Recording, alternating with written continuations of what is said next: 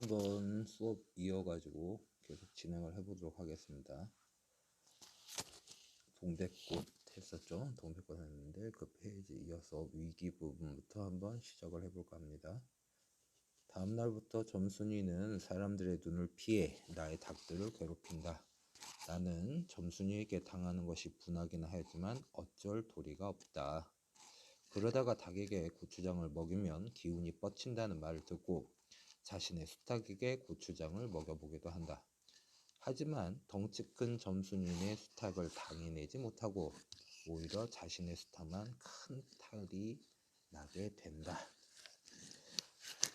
나와 점순이의 신분 차이가 나있어요. 이 소설에서 내가 점순에게 함부로 대하지 못하는 게 마름과 소작인이라는 신분 차이 때문이죠. 그렇다고 이 소설의 갈등이 신분 갈등으로 보는 것은 별로 좋지 않다. 왜? 신분 문제는 둘 사이에 생긴 갈등의 원인 중 그냥 하나 정도로 보는 게 좋다. 그래서 오로지 신분 차이 때문에 함부로 대하지 못한다. 뭐 분하고 수탉이 쪼이고 그러고 당하고 있어도 어쩔 도리가 없다. 이거를 오로지 신분 차이로만 보는 거는 곤란하다라는 얘기가 되겠습니다. 자, 그랬던 걸 과거에서 현재로 돌아오게 되는 거죠. 이렇게 오다 보니까 또 쌈을 붙여 놓으니 어떤 쌈이겠어요? 닭쌈 붙이고 있는 거예요. 이 망할 계집애가 필연 우리 집에 아무도 없는 틈을 타서 제가 들어와 회에서 꺼내 가지고 나간 것이 분명하다. 회가 뭐예요? 닭이나 새, 오락도 닭장 같은 거 만들어 놓은 거죠. 그래서 일부러 점순이가 일부러 꺼내가지고 닭을 꺼내가지고 나의 닭을 꺼내가지고 가서 저희 집 수탉하고 쌈 붙이려고 일부러 꺼냈다는 거죠. 그러다 보니까 표현이 안 좋죠. 이 망할 깨집애라고 해놨어요. 점순이의 대한 좋지 않은 감정이 드러난다고 볼 수가 있겠습니다. 나는 다시 닭을 잡아다 가두고 염려가 되었지만 어떤 염려겠어요? 당연히 점순이가 다시 나의 닭을 괴롭힐까봐 걱정이 되는 거죠. 그렇다고 산으로 나무를 하러 가지 않을 수도 없는 형편이었다. 소나무 삭정이를 따며 가만히 생각해보니 암만 해도 고년의 목쟁이를 돌려놓고 싶다. 되게 무서운 말인데, 목덜미를 뒤로 돌려놓고 싶다. 거의 뭐 분노의 감정이죠. 그죠? 그래서 망할 계집애랄지 고년의 목쟁이를 막 돌려놓고 싶다. 이런 것들 굉장히 점순이에 대한 막 분노를 느끼고 있는 거죠. 분노하고 있는 거예요.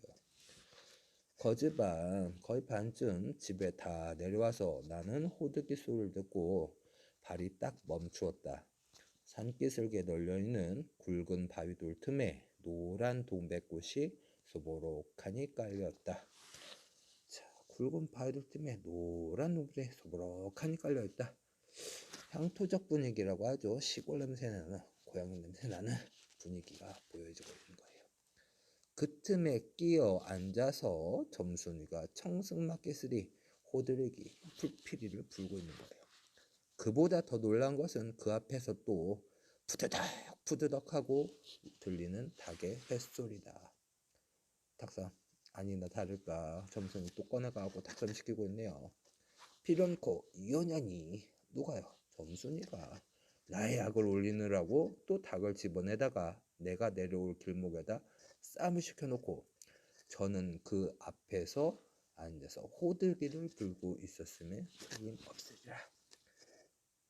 정말 나 더 약오르게 만드는 거죠. 정말 분노의 끝을 보고 있는 애한테 가가지고 일부러 일하고 오는 틈에 길목에다 딱 놓고 일부러 쌈을 시키고 있는 거죠.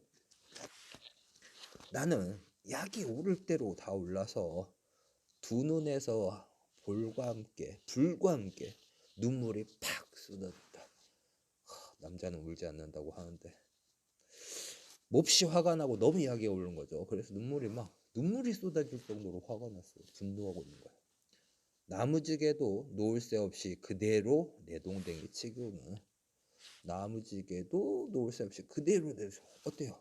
매우 다급한 거죠. 우리 척 어떡하지? 하면서 지갈막다기를 뻗치고 허둥지둥 달려들었다. 가까이 와보니 과연 나의 짐작대로 우리 수탉이 피를 흘리고 거의 빈사지경에 이르렀다. 거의 죽게 됐어요. 죽을 지경이 됐어요. 우리 닭이. 닭도 닭이려니와 그러함에도 불구하고 눈 하나 깜짝 없이 그대로 앉아서 호두기만 부는 그 꼴에 더욱 치가 떨린다. 점순이의 분노에 최고조죠. 최고조. 정말 치가 떨릴 정도로 눈물까지 나.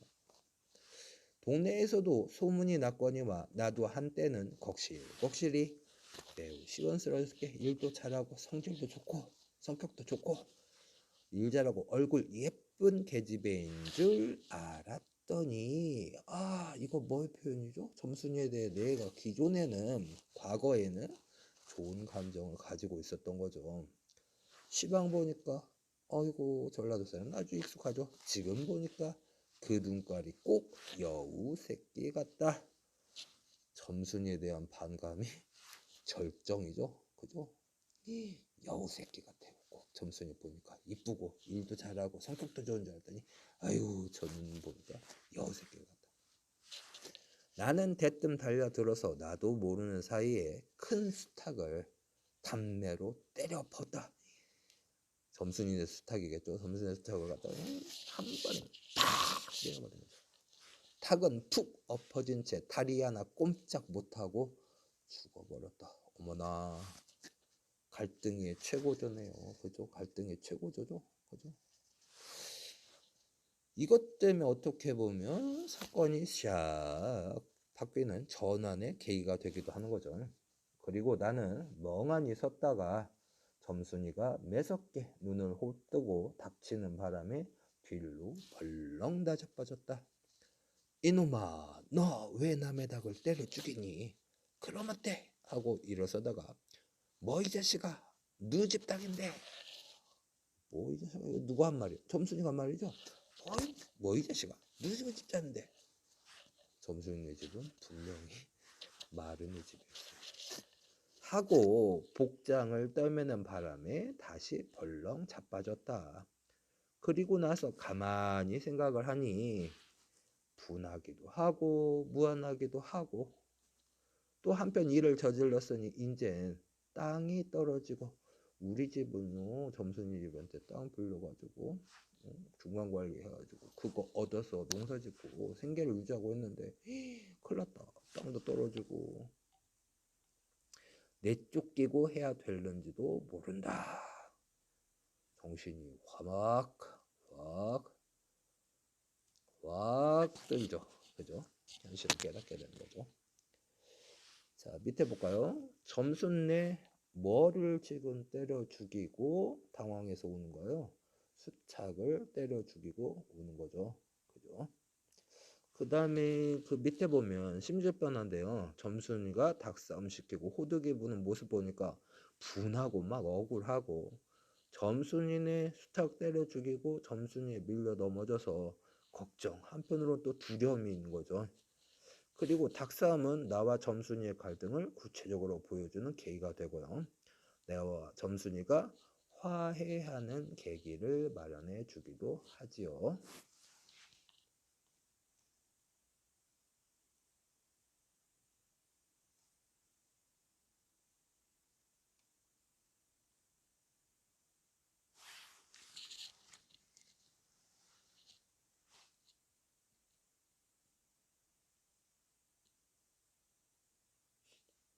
자, 그 다음에 이어서 해볼게요.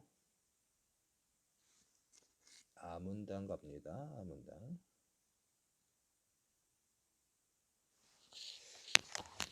나는 비슬비슬 일어나며 소매짝으로는 눈을 가리고는 얽임에 하고 울음을 놔버렸다. 순박하죠. 그죠? 그 땅도 떨어질지 모르겠고 그 다음에 집에서 쫓겨날지도 몰라야 되니까 일은 사고는 쳐놨고 어떻겠어요. 순박해요 애가. 그러나 점순이가 앞으로 다가와서 그럼 너 이 다음부턴 안 그럴 테냐? 뭘 안 그럴 테냐? 내가 너한테 감자도 주고 호의를 베풀었을 때 너 앞으로 거절하지 말고 받아들여라 이런 의미가 되겠죠. 하고 물을 때야 비로소 살 길을 찾은 듯 싶었다. 나는 눈물을 우선 씻고 뭘 안 그래야 되는지도 명색도 모르건만 아직 상황 파악이 제대로 안 되고 있어요. 이거 보고 있으니까 어때요? 아유, 저 순박한 녀석, 바보 같은 놈 하면서 우리는 웃음을 유발하죠. 그래서 해학적 요소라고 하죠. 우스꽝스럽게 웃음이 나요. 자, 그래 하고 무턱대고 대답하였다. 요단부터 또 그래봐라. 내 자꾸 못 살게 굴 테니. 자, 요단부터 너 또 내 호의 거절하고 그래봐라. 나 더 못 살게 굴 거야. 아, 나 괴롭혔던 이유가 내 호의 제안 거절하지 마라. 그래 그래, 이젠 안 그럴 테야. 닭 죽은 건 염려 마라. 내 안 이를 테니. 그리고 뭐에 떠다 밀렸는지 나의 어깨를 짚은 채 그대로 쓰러진다. 나하고 완벽한 대조죠. 나는 바보 같아가지고 제가 뭐에 저한테 저소리 하는지도 모르는데 점순이는요 뒤로 보고 딱 밀어내가지고 퍽 쓰러졌고 아주 적극적인 성격이죠.